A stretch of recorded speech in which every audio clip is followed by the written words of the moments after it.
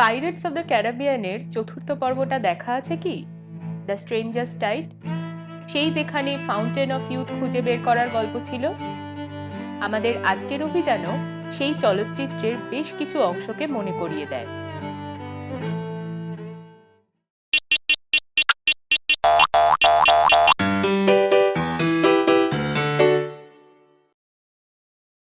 মধ্যপ্রদেশের শেহর জেলার অন্তর্গত বিন্ধ্য পর্বতমালায় ঘেরা একটা ছোট্ট শহরতলি বুধনি।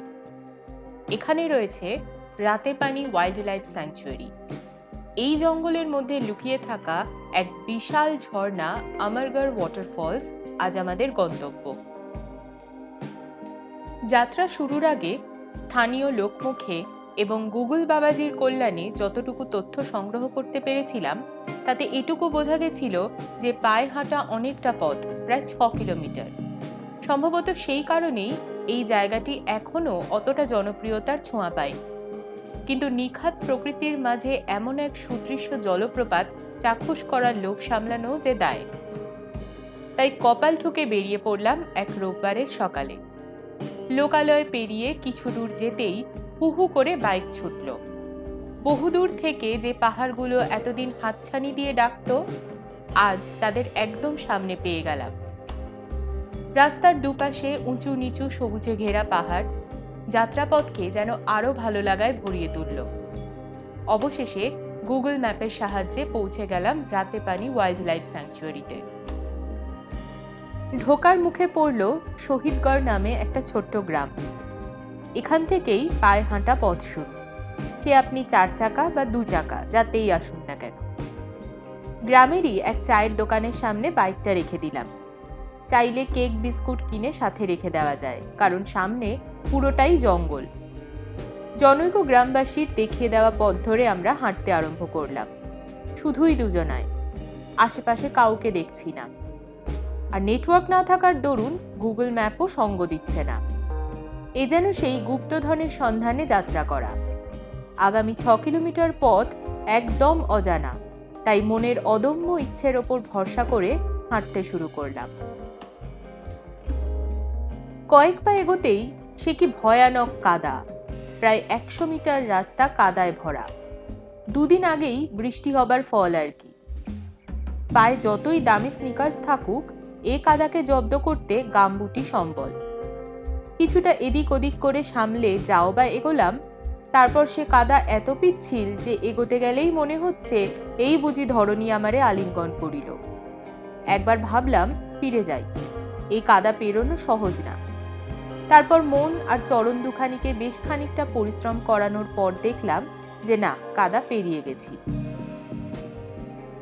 নাচতে নাচতে কিছু দূর এগোলাম। দুপাশে সবুজ ধান ক্ষেত, মনোরম পরিবেশ। স্থানীয় লোকজনের কাছে জেনে নিয়েছিলাম যে দিনের বেলা জন্তু জানোয়ার বেরোয় না, তাই রক্ষে একদিকে। এসব ভাবতে ভাবতেই সামনে দেখি সেই ছোটবেলায় পড়া আমাদের ছোট নদী চলে আঁকে বাঁকে।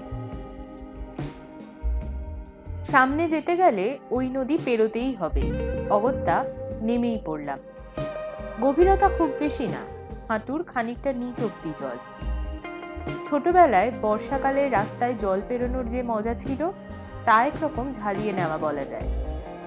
ছলাৎ ছলাৎ করে পেরোলাম, নানা রকম পোজ দিয়ে ছবি টবি তুললাম। এদিকে এখনো কতটা যে পথ পেরোতে হবে ভুলেই গেছিলাম প্রায়।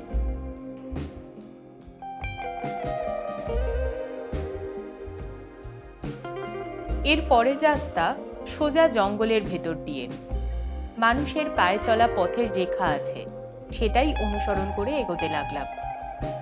মাঝে 2-1 জায়গায় ওই পথই দুভাগ হয়ে চলে গেছে। কোনটা সঠিক পথ জানা নেই, অতএব উবু দশকুড়ি ভরসা।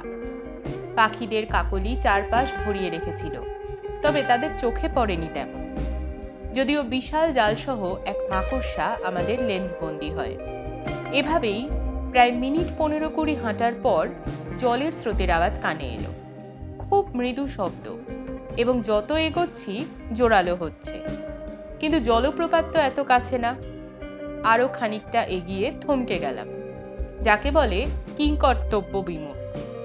এই যে আরো এক নদী, এবং আগেরটির তুলনায় বেশ স্রোতস্বিনী।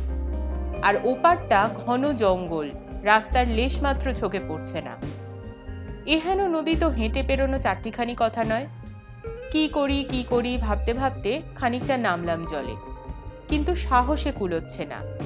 সব থেকে বড় চিন্তার বিষয়, আমরা দুজন ছাড়া আর কেউ নেই সেখানে।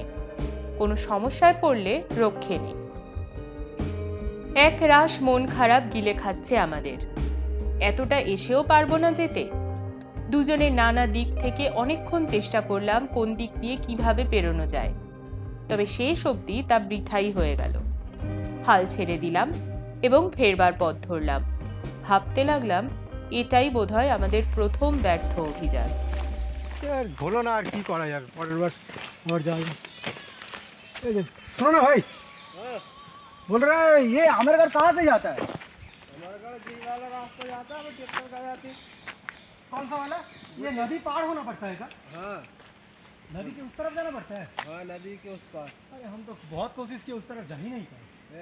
बहुत कोशिश की। कहाँ से लौट गया? वो नदी से लौट गया।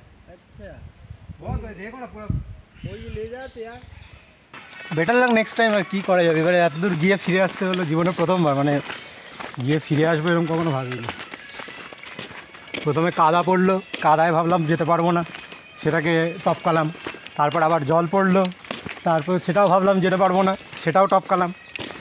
এবারে যেটা পড়লো সেটার মধ্যে আর জুতো নিয়ে এগোতেই পারছি না। জুতো নিয়ে কেন, এমনিতেও বোধহয় এটাতে এগোতে পারছি না আমি। রাস্তা যদি আমি অন্তত রাস্তাটা যদি দেখতে পেতাম তাহলে আমি চলে যেতাম রাস্তা দিয়ে, কিন্তু আমি কোনো রাস্তাই বেসিক্যালি দেখতে পাচ্ছি না। এরকম অজানা জায়গায় এরকমভাবে, যেখানে রাস্তাটাই চিনি না, সেখানে মানে গিয়ে বোকামো হয়ে যাবে আমার মনে হচ্ছে। ওরমভাবে রাস্তাটা আমি যদি অন্তত একটা রেখা অন্তত দেখতে পেতাম রাস্তাটা, তাহলে আমি একটা যাওয়ার চেষ্টা করতাম। নাহলে এইভাবে যাওয়ার মানে কী বলবো, খারাপ লাগবে, আর কিছু বলার নেই।